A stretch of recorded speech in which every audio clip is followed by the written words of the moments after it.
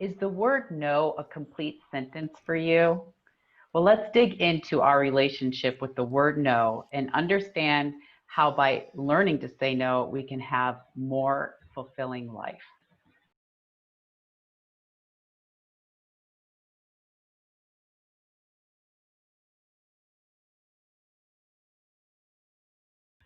Hi, I'm Lee Woodward, and welcome to Transformation Decoded. And joining me today are Jackie Ulmer and Isabel Banerjee. As I mentioned, today we're going to talk about the word no and our relationship with the word no. And I want to throw this out to you guys. I want to start us off with a quote because when I heard this quote, I was like, wow, that really struck a few things with me. So, this quote is attributed to Susan Gregg, and I need my glasses for this. As she says, no is a complete sentence. And so often we forget that. When we don't want to do something, we can simply smile and say no. We don't have to explain ourselves. We can just say no. And so, Isabel, I wanted to throw that out to you and kind of get your initial thoughts on, is no really that easy for you? Is it that simple? Well, Lee, apparently not, because I've been married 5 times.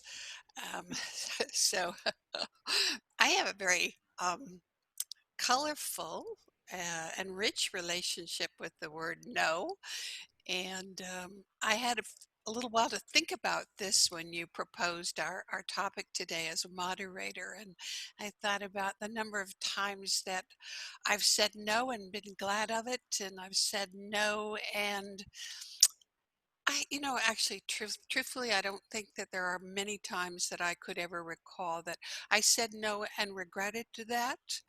Um, but I can think of a few times that I said yes too hastily. And I'll share a little bit more about that later if you like. Yeah, Jackie, how about you? Especially that idea, if we don't say no, we end up saying yes. So, Yeah. how about you and your relationship with no? Yeah. Oh, wow. What a touchy topic and what a great topic. Mhm. I remember I was actually in a parenting class years ago, and one of the things that we covered was that you don't always have to offer a reason for saying no. So if somebody invites you to do something or whatever, we have such a tendency, oh gosh, I'm sorry, I can't because, we always feel like we have to give a reason. And we don't. The reality of it is, just like you said, no is a complete sentence. And it's something I have struggled with my entire life. And the thing that I really try to come back to is that anytime I say yes to something, I'm saying no to something else. And so it comes down to weighing out and prioritizing the limited amount of time and resources that all of us have, and the tendency to be an overachiever when it comes to yes. And as you guys know, and I've shared before, I'm a 3 on the Enneagram. We're the achiever performer, and I have felt compelled to say yes to everything almost my entire life. And like you, Isabel, and probably you too, Lee, I can't really think of, nothing comes to mind in terms of a time I've said no and regretted it. I can think also of plenty of times that I said yes and wished over and over again that I'd said no. Yeah, everything you guys saying is resonating with me because one of the things that kind of popped out when I heard that quote was the clarity of it.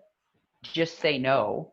And I think when I start to do that explanation thing too, oh well, this is why, and all of a sudden it becomes very unclear. And what I realize a lot of times is I talk myself into being indecisive about what I started out as a clear no for me. And then all of a sudden, because I've had to justify it, it ends up kind of being this, well, maybe if all these things, it's very odd. But Isabel, I'd love to, hear more about kind of you talked about your yeses, that you've said yeses you weren't actually happy with, and how does that relate to your relationship to the word no? We touched a bit on this in an earlier episode when we talked about as girls, we were raised to be considerate, obliging, self-sacrificing, play it small, don't rock the boat, make everybody else happier. And so I think the not being able to say no with confidence and make it a definitive one-word sentence is rooted in that for many of us and certainly for me. So when I knew inside that I didn't want to do something, it didn't resonate, feel right to me, I thought, oh my God, I got to explain this. I have to justify it because my role in life, I have been groomed to be the accommodator. So I remember the first time I heard that expression, just say no. And in those days, it had to do with drugs. It was, in the 60s, 70s when we were starting to educate in the schools about just saying no to drugs. I thought, wow, really? Really? Is that okay? Can I just say no? Or do I have to get along and go along and make everybody else happy? So it is a continuing exercise for me, developing that um, no is my choice. It's my choice, and I don't need to justify it to other people. And that when I keep on trying to justify it, as you say, you come to a place of indecision and uncertainty.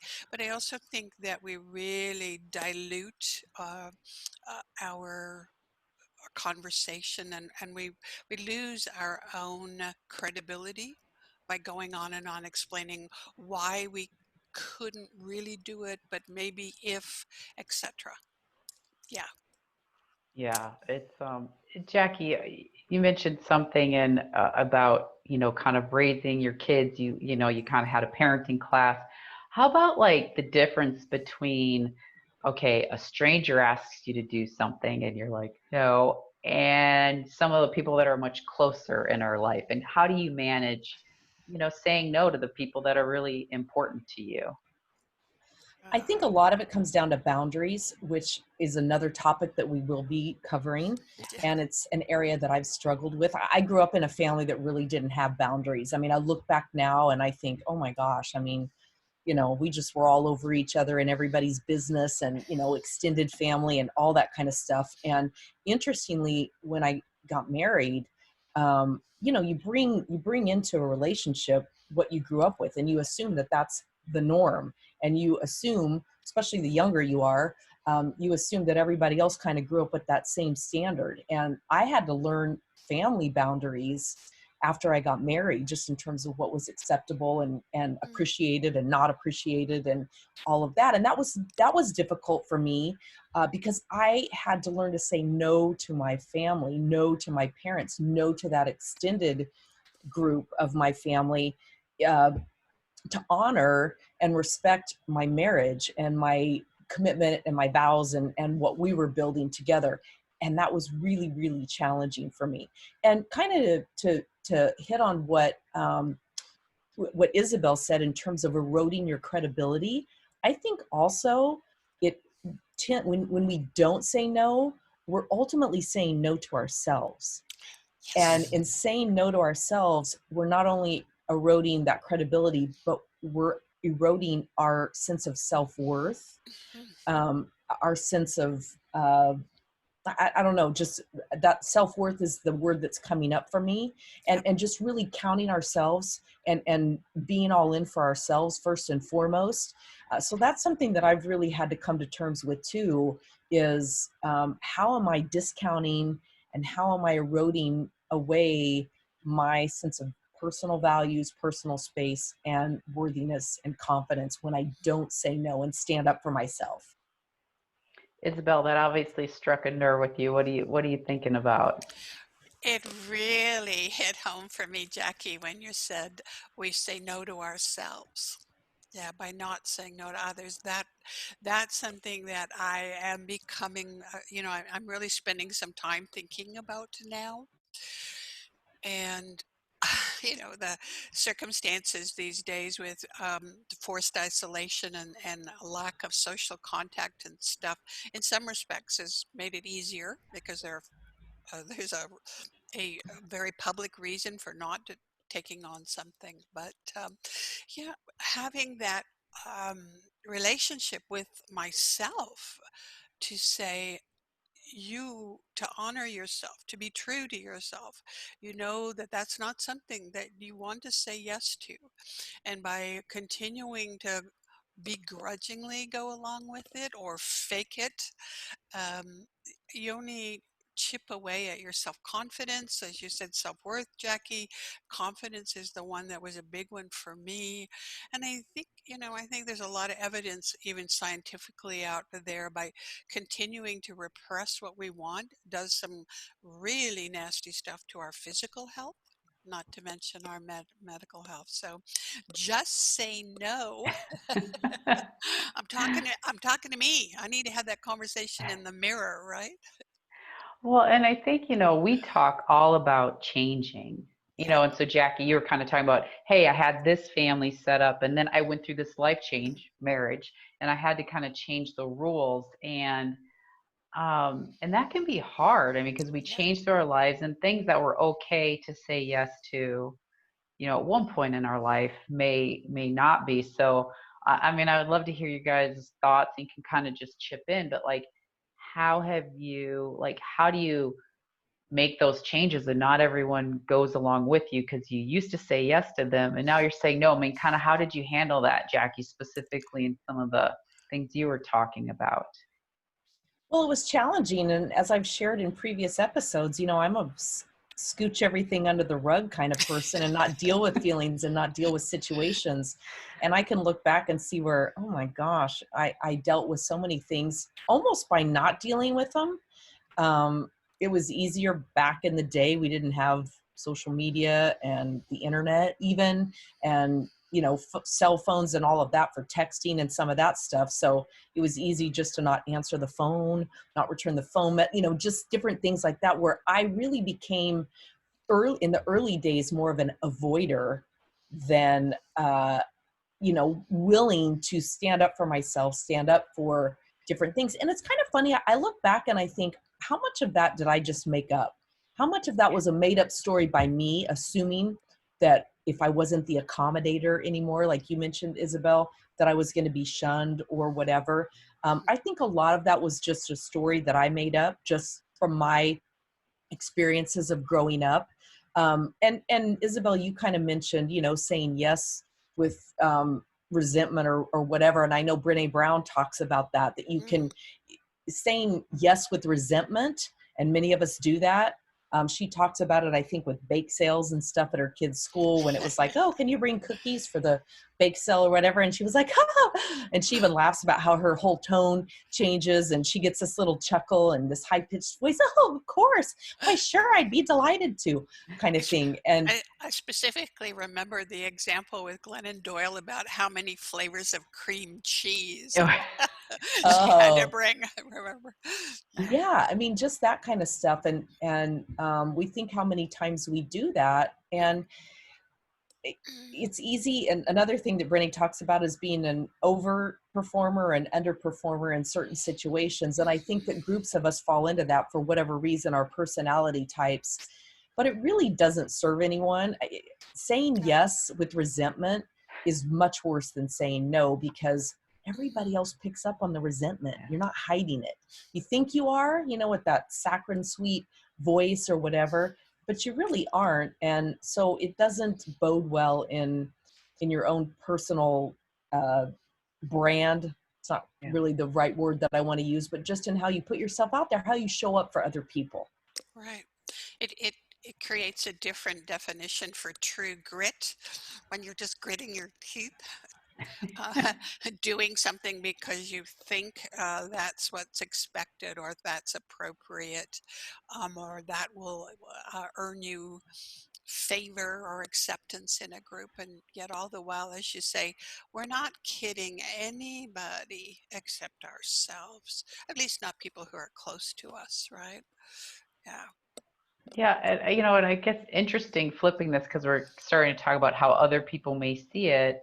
So, I mean, how do you guys feel about, do you think it changes how you ask for others' help or for things, assistance from others based on kind of the stories we tell ourselves about no? Like, do you put your version uh, of of that? I don't want to impose on somebody on the other end and not ask for help. At times, what I've learned to do, I've shared this too. I have a mantra: everybody's doing the best they can with what they have to work with right Yeah. now, today, including me. That's the end of my mantra, including me. Mhm. And so I really do try to remember that. And I try to take a step back from being reactive to asking myself, what's the story I'm possibly making up about this? What do I know that's true? And what does it mean if it's true? What does it mean about me? And what does it mean about that person? And I've learned so many times through business experiences as well as personal experiences that the assumptions that we make, that old saying about never assume, because that makes an ass out Yeah. of you and me, so Yeah. true. It really is. I've made up stories about people before when I felt like they were ignoring me or whatever. Come to find out, like literally, kind of like the dog ate my homework. They were in the hospital. They had a car accident. I mean, things happen, and Yep. people are in situations, and I think it's important, just like we want the space and respect if we're saying no, I think it's important to give other people that space and respect to honor their saying no doesn't have anything to do with you. It really doesn't. It's them honoring their space, their boundaries, and whatever is going on with them. And I think the more we begin to practice that with others, it makes it easier to put that forward for ourselves. Yeah, because you're right. I mean, I think we do equate, so not asking for things because no one wants to be rejected, right? And I don't think any of us look forward to that. And I know, so for me, sometimes I won't ask for help because the combination of, I don't want someone to say no, but I also don't want somebody put somebody in that position. Mm. And I kind of try to take a step back from that, Jackie, because to your point, that's my story going onto somebody else and kind of projecting that. And it's usually a time for me, like we usually say, oh, I need to do a little inner work here because I have an issue with that. Isabel, any experiences there for you?